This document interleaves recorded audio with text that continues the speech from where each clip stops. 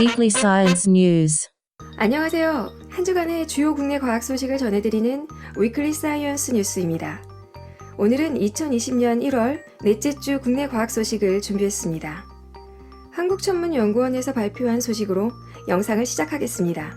태양계 밖에서 온 혜성은 2017년 하와이 대학 연구진이 발견한 오우아무아를 통해 우리에게 처음 소개됐는데요. 오우아무아 D를 이어서 관측된 보리소프 혜성은 2019년 8월 우크라이나 출신 아마추어 천문가 게나디 블라디미로비치 보리소프가 발견한 혜성입니다. 한국천문연구원은 이 보리소프 혜성을 우리 시간 기준으로 지난 2019년 12월 20일 16시 4분부터 17시 19분까지 약 1시간 15분 동안 외계 행성 탐색 시스템 칠레 관측소 망원경으로 촬영했습니다. 천문연은 이번 촬영으로 외계 혜성의 물리적 특성을 밝히기 위한 국제 공동 관측에 참여했습니다. 보리소프 혜성은 촬영했을 당시에 지구에서 약 2억 9천만 킬로미터, 그러니까 지구와 태양 사이 거리에 1.95배나 떨어져 있었습니다. 당시 혜성의 밝기는 16.5 등급으로 0등급별인 직녀성보다 약 400만 배만큼 어두웠습니다. 천문학자들은 이 혜성에서 탄소와 산소, 시안가스 등이 검출됐다고 밝혔는데요. 물이 직접 발견되진 않았지만 다른 원자들과 분자들이 분출되는 걸 미루어 짐작해 봤을 때 상당히 많은 양의 물도 뿜어져 나오는 걸로 예상하고 있습니다. 이런 관측 결과를 놓고 봤을 때 보리소프가 헨리 혜성 같은 태양계 혜성들과 비슷한 성분을 가지고 있다고 결론 내렸습니다. 천문연구원은 미국 로엘 천문대와 같은 해외 연구기관들과 자료를 공유하고 있는데요. 이 관측 캠페인에는 허블 우주망원경과 나사 화성 탐사선 메이븐 외에도 다수의 해외 아마추어 전문가들이 함께하고 있습니다. 이번 주에도 기초과학연구원 IBS는 여러 가지 연구 성과를 발표해 우리나라 기초과학 위상을 한층 높였습니다. 그 중에서 먼저 경제성을 대폭 높인 이산화탄소 제거 촉매가 나왔다는 소식을 알려드리겠습니다. 이효영 나노구조 물리연구단 부연구단장은 가시광선을 이용해서 이산화탄소를 산소와 일산화탄소로 바꿔주는 촉매를 개발했습니다.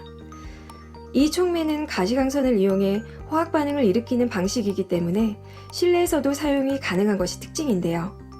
일반적으로 사용하는 촉매보다 일산화탄소를 200배, 그리고 가장 우수하다고 이야기하는 촉매보다도 무려 15배나 많은 연료를 바꿀 수 있습니다. 연구진이 연구한 촉매는 아타나제 루타일 이산화 티타늄입니다. 자외선을 흡수하면서 물과 이산화탄소를 메탄이나 일산화탄소 또는 많은 양의 산소로 바꾸는 촉매로 매년 500만 톤 이상을 사용하고 있습니다.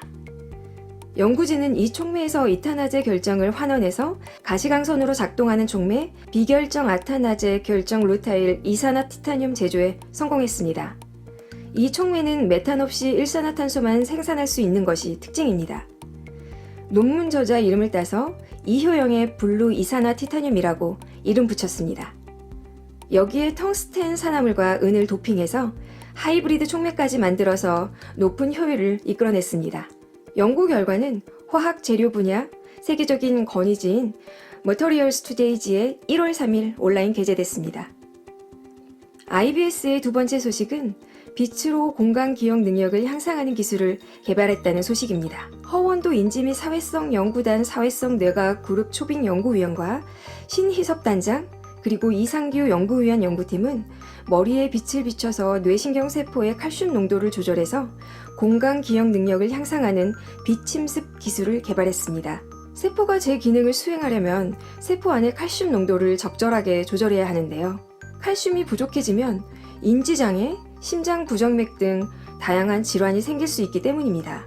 연구팀은 허원도 교수팀이 기존에 개발한 옵토스티먼이라는 기술을 발전시켰습니다.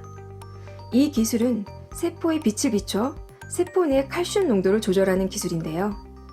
여기에 사용한 광수형체 단백질의 유전자를 변형해서 빛에 대한 민감도를 55배 증가시켰습니다.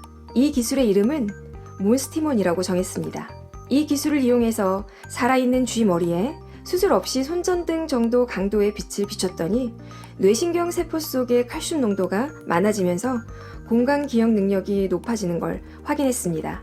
이번 연구 결과는 국제학술지 네이처 커뮤니케이션즈 1월 10일 온라인 게재되었습니다.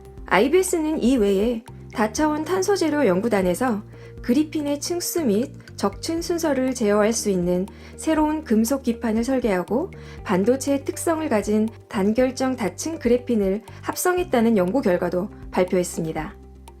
한국과학기술원은 전기자동차의 주행거리를 지금보다 2배가량 늘릴 수 있는 새로운 음극 소재를 개발했습니다. 정운기 에너지 저장 연구단 박사팀은 일반 배터리에 사용하는 흑연계 음극 소재보다 전지 용량이 4배 이상 크고 5분 만에 80% 이상 급속 충전도 가능한 실리콘 기반 음극 소재를 개발했다고 밝혔습니다. 실리콘 소재는 흑연 소재보다 많은 장점을 가지고 있지만 충방전을 반복하면서 부피가 급격히 팽창하고 용량이 크게 줄어들어서 상용화에 어려움을 겪어왔습니다. 연구팀은 실리콘의 안정성 확보를 위해서 전분, 기름 같은 일상생활에서 쉽게 구할 수 있는 값싼 재료를 사용했습니다. 전분을 물에 풀고 실리콘은 기름에 섞은 뒤에 가열하는 방법으로 탄소 실리콘 복합 소재를 만든 건데요. 이렇게 명절에 전을 튀기는 것처럼 간단한 가열 공정으로 탄소 구조체가 실리콘 부피 팽창을 억제해서 실리콘 소재의 안정성을 높였습니다. 또한 탄소의 높은 전기 전도도와 실리콘 구조의 재배열을 통해 고출력 특성도 얻을 수 있었습니다.